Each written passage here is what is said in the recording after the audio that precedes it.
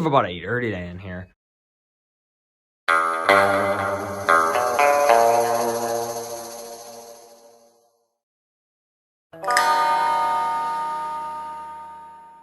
So, this is another one of those subscriber updates, and this is for March of 2021.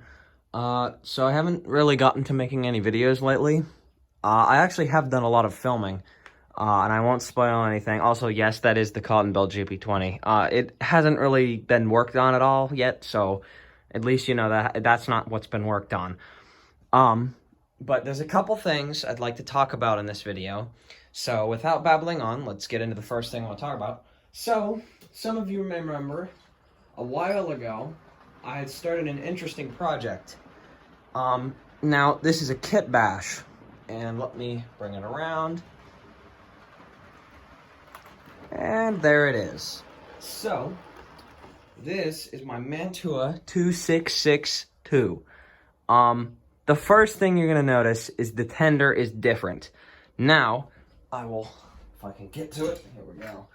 So, first of all, here's the original tender. Now, I haven't exactly gotten around to messing with this, but I'm pretty sure that there's something going on in here. Something is definitely making this thing draw way too much power, and that's why the thing always ran like crap. It would run awfully, and I didn't know why, so I switched out the tender, and it runs fine now. So, something is wrong with this tender. I am serious. It is, I don't know what it is, but it's something, it has to be very simple. But, that aside, I'll give you a little bit of a better look here. Here it is. Now, I may repaint this in the future due to it's kind of a mismatched. It looks kind of bad. That needs definitely repainted. But there's a lot of work to still be done here. But it is a nice locomotive as it sits. And as you can hear, it runs pretty amazing. Like, it's very quiet. This is a nice locomotive. But, that aside, let's get this thing out of the way.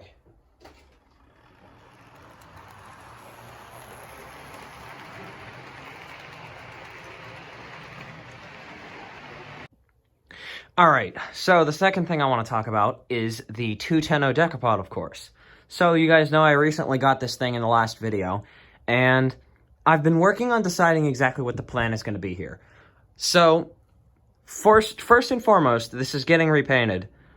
This paint is in pretty bad shape, and it looks really bad. So, I will be sending it to someone. I won't say who they are yet, because we still need to work out a couple things. But this is going to go to somebody to paint it. I won't give away the paint scheme, but it will be painted. But, as you guys know, there's many issues with this thing. Believe it or not, this drive works.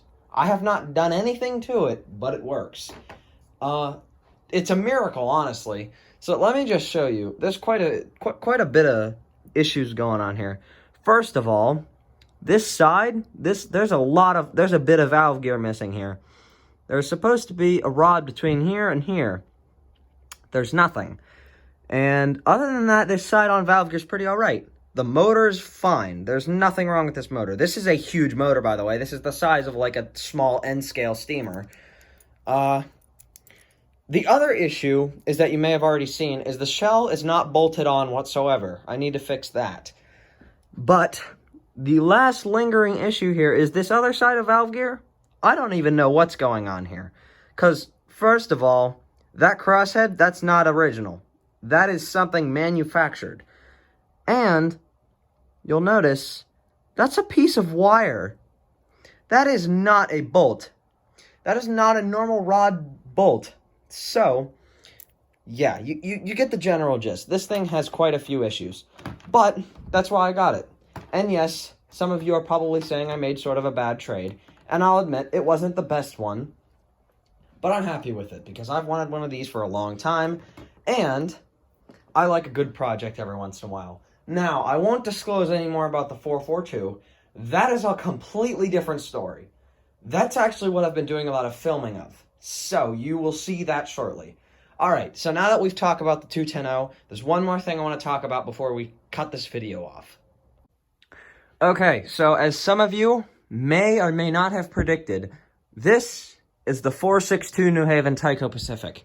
First of all, no, this is not a Frankenstein locomotive. No, this is not a normal production locomotive.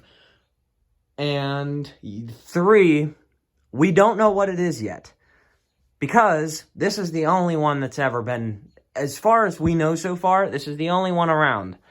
And I'm not going to get into it, but there's a lot of research we're doing here. Because this thing has the most interesting tender. And there is so much backstory behind this. And if you'll notice, this is so, like, this decal here, decal, whatever, I can't speak right now. But it is, like, factory.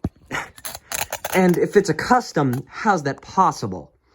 So, the videos for this were supposed to be made a while ago, but I got caught up in other stuff, and I didn't get the time to make them.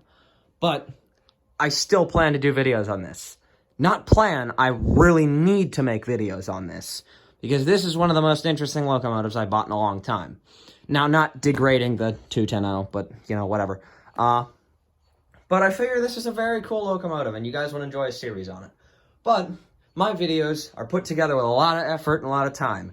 And to do that, I gotta use a lot of effort and a lot of time, which I'm not super available to me right now.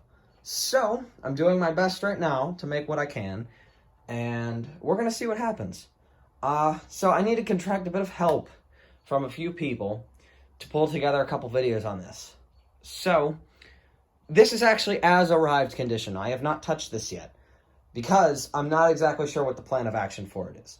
But I just wanted to update on everyone who was curious about this thing and wanted to know more. But basically, there's a huge story behind it, and I'm saving it for an actual video.